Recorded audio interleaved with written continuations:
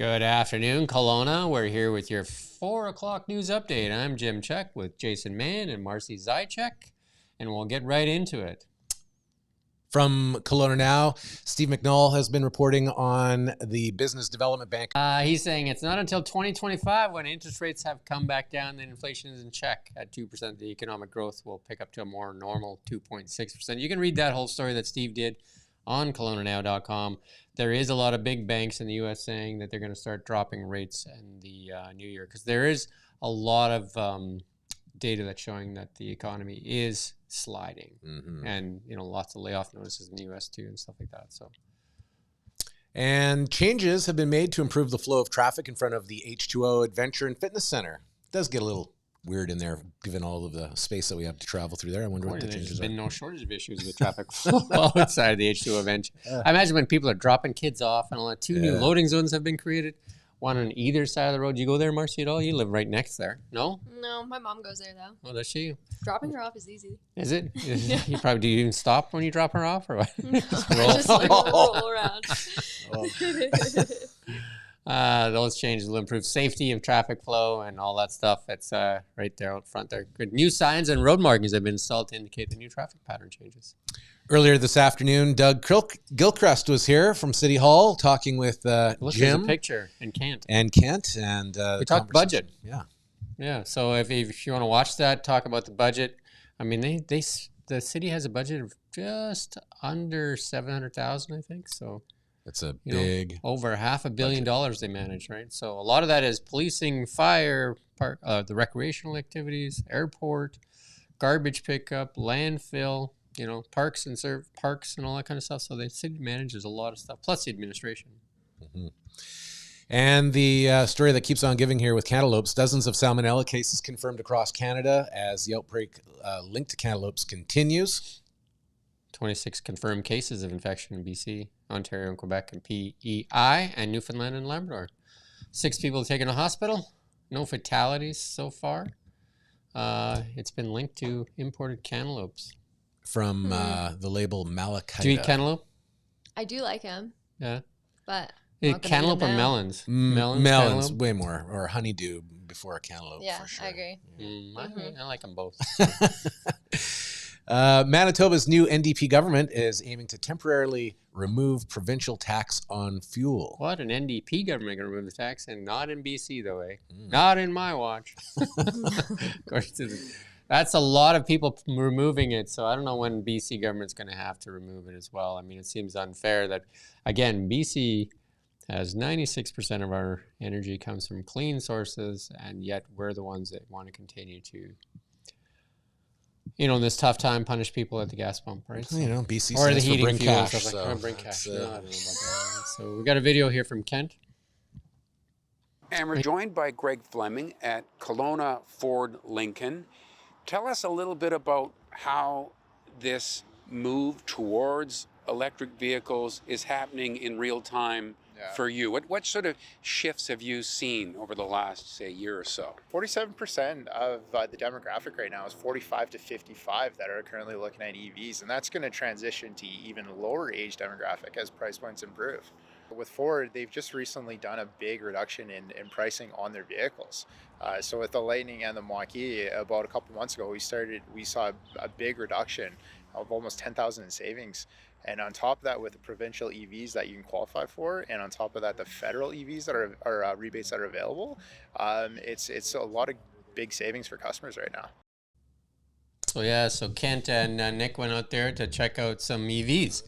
It's neat to get the perspective of the Ford dealer. You're starting to see a lot more Lightnings and a lot more Mustangs out on the road, along with all of the other brands. They have quite a few on the lot. You're not waiting for them either. They have some you can actually pick through. So pick your color. Pick something. Yeah, I think they got a few different models. Nick was there, so you can go check it out on colonanow.com. You can see that full video. At 5 o'clock, that'll be online there. Okay. So. West Kelowna's annual light-up set for next week will feature new craft market. The holiday season is about to kick into high gear in West Kelowna. The city's annual light-up is scheduled for Friday, December 1st from 5 to 8 p.m. at West Bank Center. Yay, it's a perfect way to get your holiday spirit up. That's right. Family-friendly event. Holiday spirit up, just like the movie Elf, right? Got to get that holiday spirit up. Yeah. And then Mayor will be there and Santa Claus. So that sounds like fun. That The is cost is fun. $12, $7 for children. And you can pre-register for some of that fun-filled stuff too. They There have you a go. polar pancake pajama party. That's And a fun. twinkle tour. Pancake party? Nice. Yeah. Uh-oh. Rockets flanked by Thunderbirds in midweek trip down south. The Kelowna Rockets were on the road taking on the Seattle Thunderbirds Wednesday night and looking to stay in the win column. The low-scoring affair would see multiple chances for either side, but both goalies were at their best as the Thunderbirds snagged the 2-0 win. Aww. Boo. So that's, what is that? One win in 10 or 11? One win? Yeah. Past, It's tough sledding for. yeesh. It's okay, we still believe in you. We got to come out and make some noise in the next game here. We got to cheer this team on a little bit more. Thunderbirds outshot Kelowna 37-19. Wow. In the first 4 meetings between the two teams this season. Wow. Wow. Okay. Warriors edged Salmon Arm in shootout. So they won.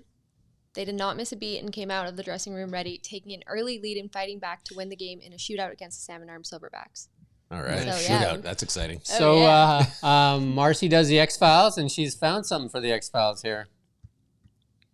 Pierre Poilievre, Trudeau's plastic ban is unreasonable, unscientific, and unconstitutional. It doesn't help the environment and will only make food and groceries more expensive.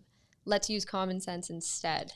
So I think that was a court decision, actually, that he's talking about there. That's what the court said on the plastic ban. He's trending right now for multiple different reasons, one of them being telling off a reporter over the Rainbow Bridge incident. But yeah, if you click it on Twitter, you can see there's just so much about him trending. So that was one of them. So yeah, Marcy does the X-Files. That's that cool name, X-Files. I like it. I like it too. Auction.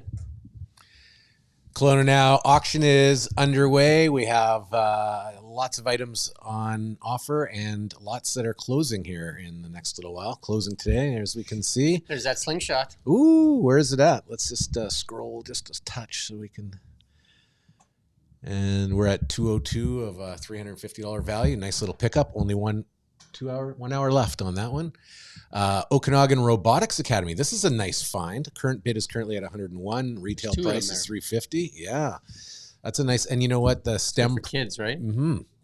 Those STEM projects. A lot of kids are loving that. It's good for them to expand their horizons. Stay and play month pass at the Twice the Dice gaming. It's like almost free. And $100 gift card for Orchard Park. It's a nice pickup as well. Empire Crepes. Have you had those crepes yet at Empire Crepes? I haven't. Make Best them in at the home, city. Best in the city. though. I think mine are the best.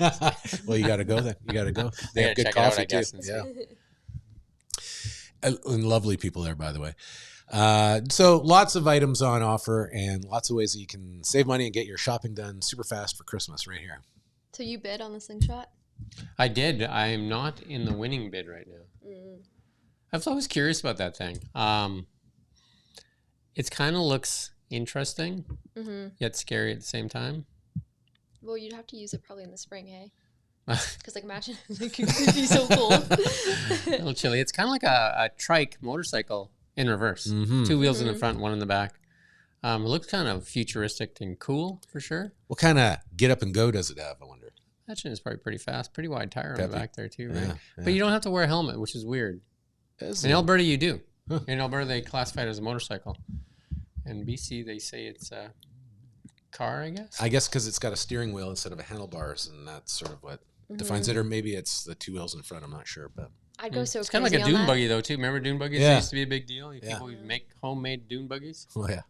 Yeah. So, well, that's it for us tonight at your 4 o'clock news update. We'll see you tomorrow morning at 9 a.m. There's the video from Kent at the EV thing for you to watch, and you can watch the video we did with Doug Gilchrist as well, the city manager, on the budget.